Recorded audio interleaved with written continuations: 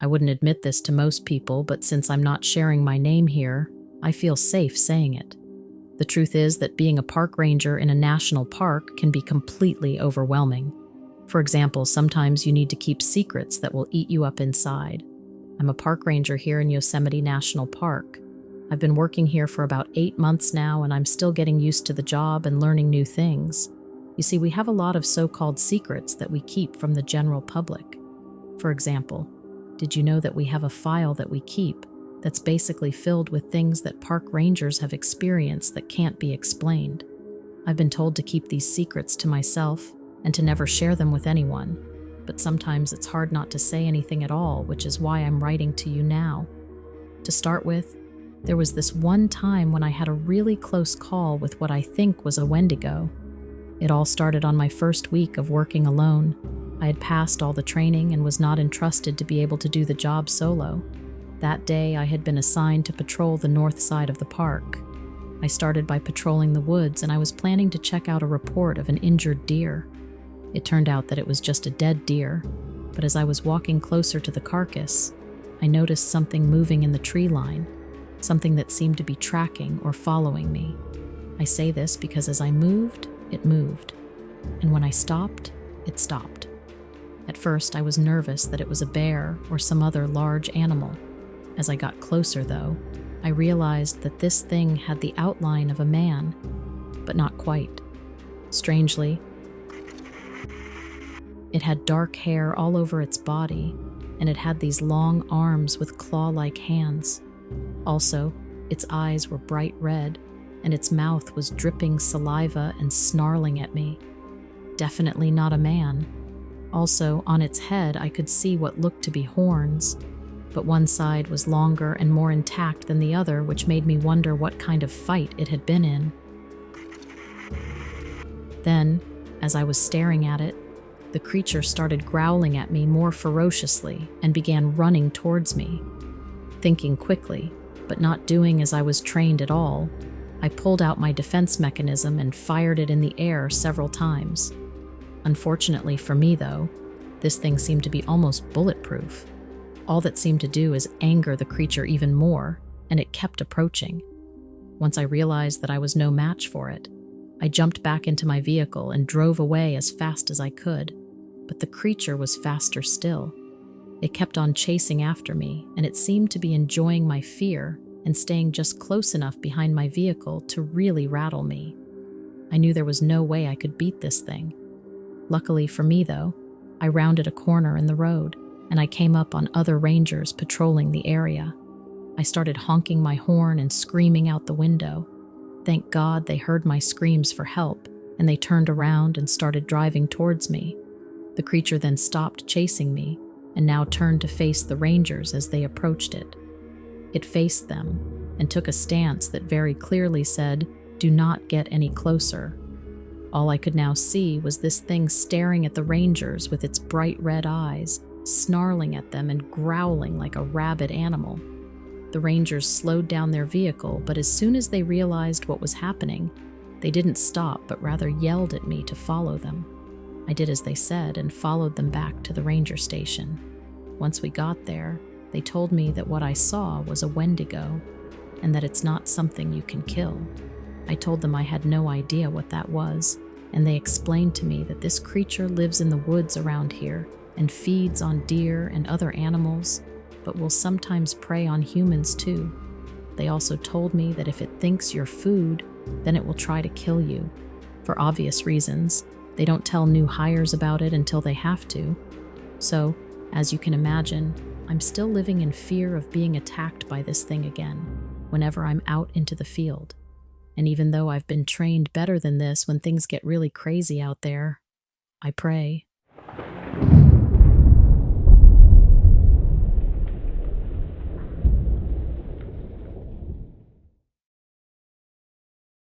As a park ranger at Yosemite National Park, I've always had a deep love and respect for the natural world. There is something about the majestic mountains, cascading waterfalls, and diverse array of wildlife that I just love. But lately, I have had a feeling that something is off here in the park.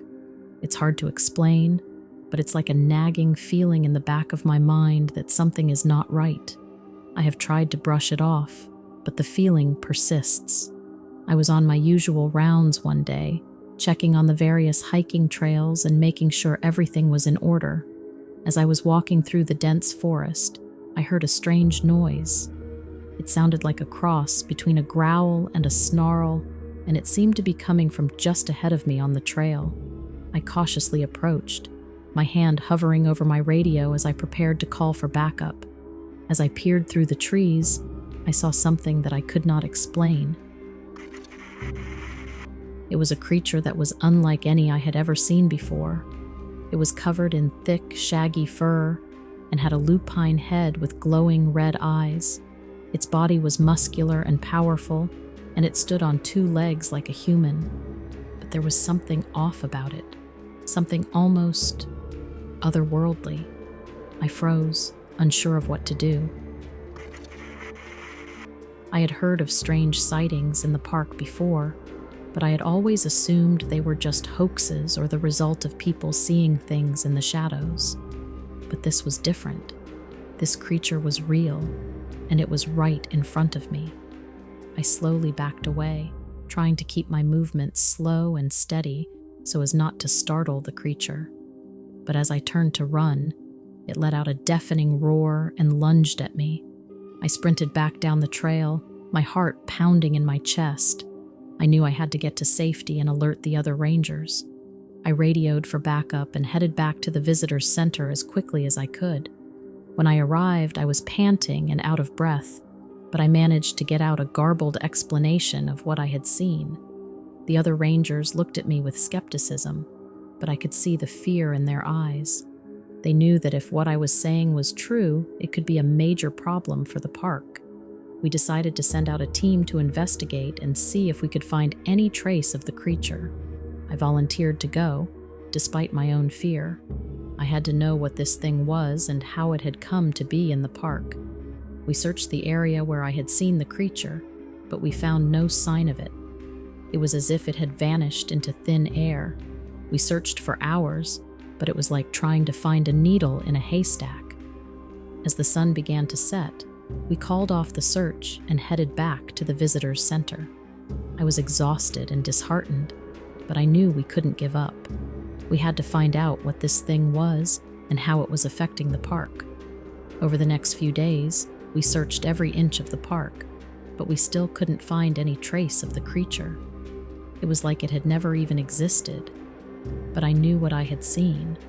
I knew that it was real, and I couldn't shake the feeling that something was wrong. As the weeks went by, the feeling only grew stronger. And then one night, I heard the same growl that I had heard before. It was coming from outside my cabin, and it was louder and more menacing than ever. I knew that I had to act fast. I grabbed my flashlight and radio and stepped outside, ready to face whatever was out there.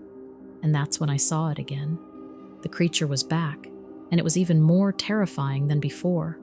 Its eyes glowed red in the darkness, and its fur bristled as it let out a deafening roar. But this time, I was prepared. I shone my flashlight directly into its eyes, hoping to blind it temporarily. And as it stumbled back, I grabbed my radio and called for backup. Within minutes, the other rangers arrived, and we were able to surround the creature with the intentions of capturing it and securing both it and the park. However, it put up a fierce fight, one that took over an hour of intense teamwork. And in the end, we were unfortunately not able to contain it. The creature overpowered us and took off back into the wilderness, and all we could do was watch as it headed away from us. To be honest, the safety of the park is still a concern. We did inform our supervisors, and they assured us that they would take the proper steps to ensure the park was not dangerous. However, since that day, I have heard no further updates. And when I ask, I am just told that things are being taken care of. I'm not sure what will happen going forward, but I am happy to know that it was my intuition telling me that something was wrong in the park, and it was up to me, as a park ranger, to do something about it. That is what keeps me going.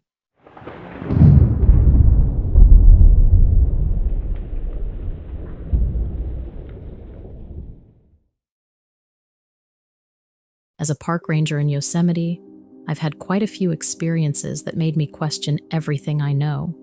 We are not alone out there, and there absolutely is life after death. I could go on and on about every experience I've had, but I'll tell you about a recent one that seriously wigged me out. I was instructed to remove this invasive plant species that was wreaking havoc on our native foliage. I was deep in the woods digging up the roots of this damn weed when I heard a loud cry in the distance. Hearing animal noises certainly isn't uncommon, so I didn't pay it much mind at first, but the more I heard it, the more it sounded like a wounded puppy crying out for help. It got to the point where I couldn't ignore it anymore, and I just had to rescue this poor little puppy. I kept hiking in the direction I heard the cries. It took me far into the forest off the paths that I'm familiar with, and I kept walking deep into the woods towards the sound. I eventually wandered into an old Ahwahanachi camp where some of the living ancestors happened to be congregating that day. I started asking if there was a wounded animal around. Nobody knew of any, so I just kept searching. Finally, a man asked me what it sounded like, and I said it sounded like a wounded puppy. I explained to him that I'd been searching for well over an hour, and it sounds like the puppy is just around the corner, but I can't find it anywhere. He had me sit down and he gave me this delicious concoction to drink. He told me that the sound I was hearing was not a dog. It was a sound that he had heard several times before. He told me that several years earlier, a boy had drowned in a lake nearby. Ever since then, his ghost has haunted the lake and has become a deathly presence. Once an innocent boy crying for help, now he cries to lure people to him. When people reach out to help him get out of the lake, the boy grabs them by their legs and pulls them underwater to drown them to death.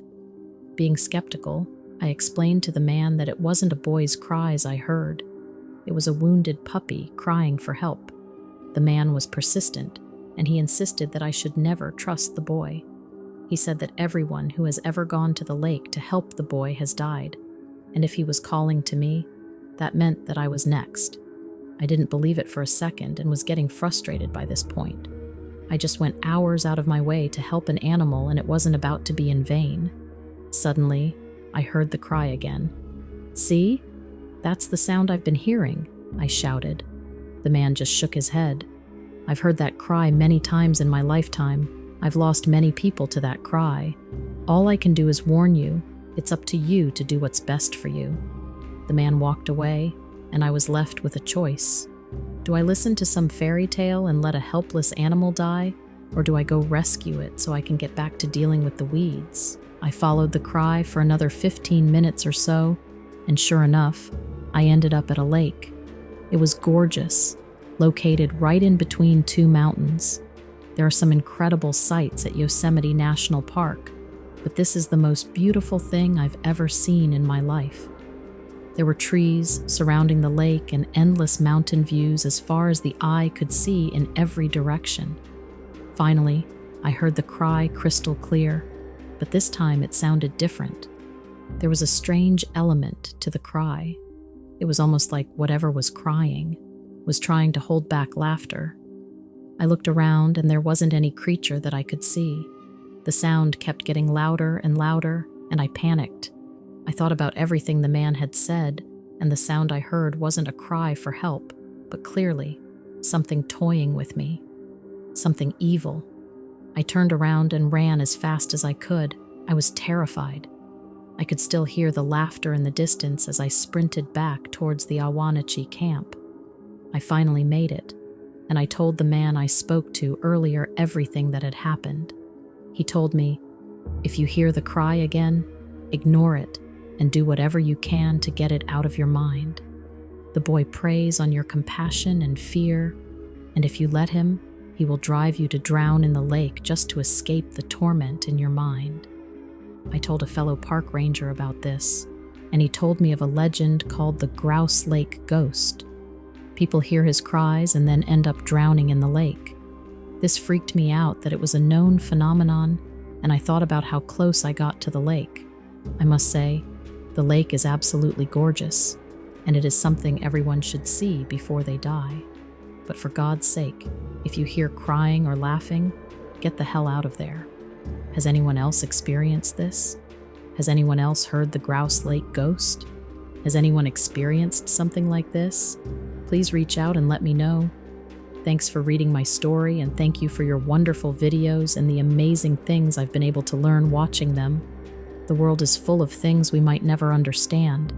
It always helps me put life's trivial problems into perspective to hear someone's paranormal experiences. Have a good one.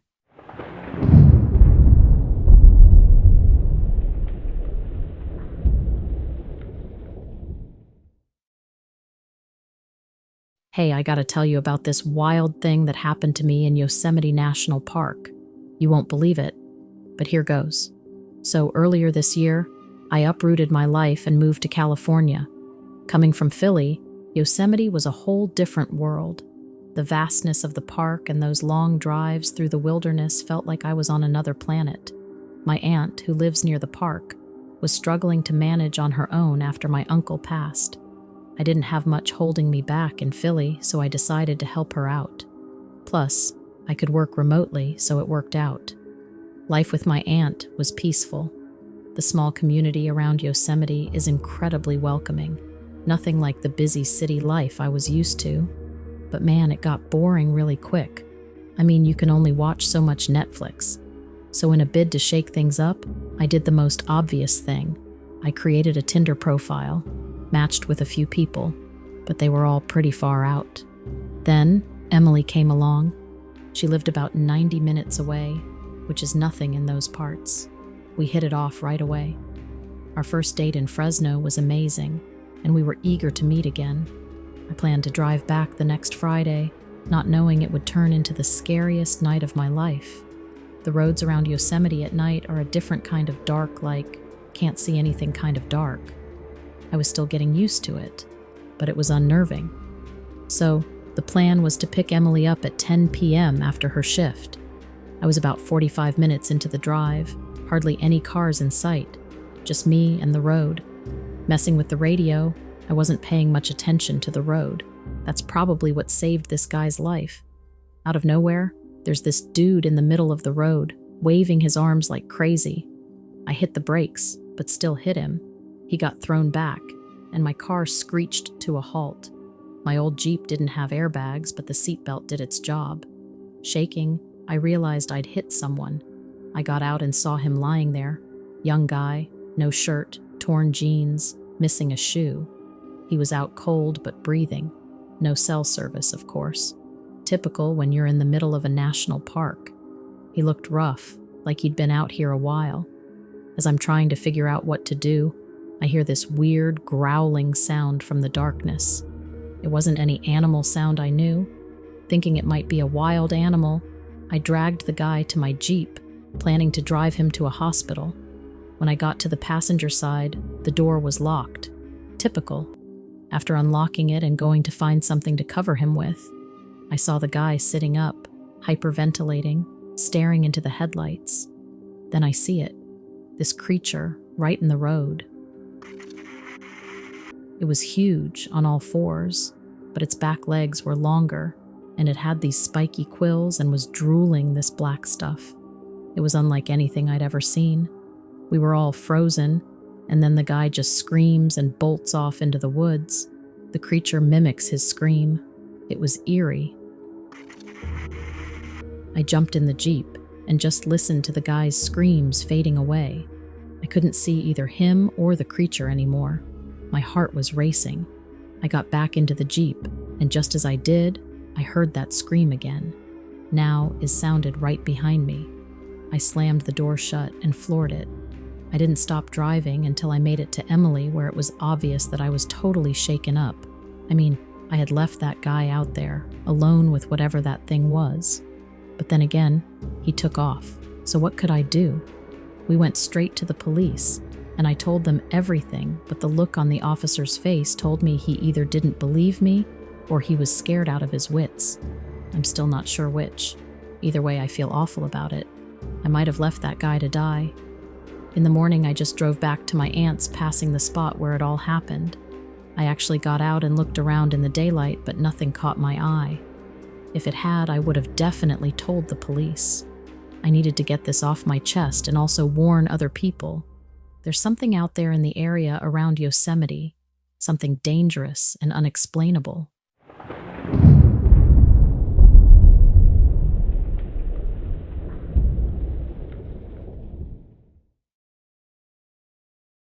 My life completely changed, and essentially all came crashing down the year I went camping for a few days in Yosemite. It was late May of 2008, and I was feeling depressed. I had just broken up with my girlfriend and basically felt like I was at the end of my rope. So, I decided to go on a road trip from San Francisco all the way to Yosemite National Park, which was essentially a 200-mile drive east. If you've never been there, Yosemite is quite literally in the middle of nowhere. There are no cities within miles of it, and basically only one main road that leads into and out of it. I arrived around noon on a Saturday and immediately set up camp in the Upper Pines campground. I had all of the stuff I needed and was ready to relax for the next 2 days before going back home on Monday. The campground was pretty empty. Only about 10 to 15 other campsites were occupied. I started a small fire and began cooking lunch when I noticed a young couple setting up a tent about 50 yards from me. As I ate my food, an older couple with 2 dogs arrived and set up camp right next to me. They seemed nice enough, so we exchanged pleasantries as they unpacked their stuff. After they finished, I watched as they walked over to the trail to start hiking. I finished eating and decided to take a walk myself. I walked along the trail for about 10 minutes, taking in the sights when I saw something odd off in the distance. It looked like something standing on top of one of the rock formations that jutted out from the ground. At first, I thought it was just an optical illusion because it was so far away and in a place that would be nearly impossible to get to. But as I continued to look at it, it seemed to be moving closer and further away. It also looked like whatever it was stood on 2 legs instead of 4 like an animal would. Whatever this thing was disappeared behind another rock formation, reappeared again, and then disappeared completely. This made me incredibly curious, so I decided to speed up my pace towards it. I got closer in about 10 minutes and looked towards where I had seen it, but saw nothing. It was at this point that I realized how quiet it was all around me. Usually when you're in nature, you hear birds chirping or the wind blowing through the trees, but it was completely silent here except for my own breathing. I decided to continue walking down the trail and see if I could find whatever this thing was. So I kept going until the trail ended and opened up into a clearing with another trail branching off to the right. I'm pretty sure I had seen the couple from before going that way. As soon as I took a few steps onto this new trail, I heard something slam on the ground behind me, like a rock being thrown. I turned around immediately and scanned my surroundings, but didn't see anything out of place. No branches moved or leaves rustled. Nothing was moving. After a few seconds, I decided to keep going and see if whatever it was I had seen before had followed me. I didn't see anything, so I kept walking for about 5 minutes when I came across a small clump of trees growing tightly next to each other. As I stood there wondering how they had come to grow that way, I noticed something on the ground just beyond one of the trees that looked like a stick, but it was white in color, which was intriguing. So I walked closer to it, and when I got close enough to pick it up, this creature that I can only describe as a monster appeared from behind the tree right next to me. It was tall, at least 8 feet, had gray skin, black eyes, and no nose, nothing that you could call a normal mouth, just an opening where its face met its neck. It also had long fingers with sharp claws instead of hands. Shockingly, the creature was so startled by me that it let out a screeching sound and ran away. I was too shocked to move for about 20 seconds, but when I snapped out of it, I booked it back to my campsite. The old couple from before were just returning from their hike as I arrived back at camp. They asked me if everything was all right because they said I looked like I had seen a ghost. I blurted out all about what happened, and the couple seemed genuinely concerned for me.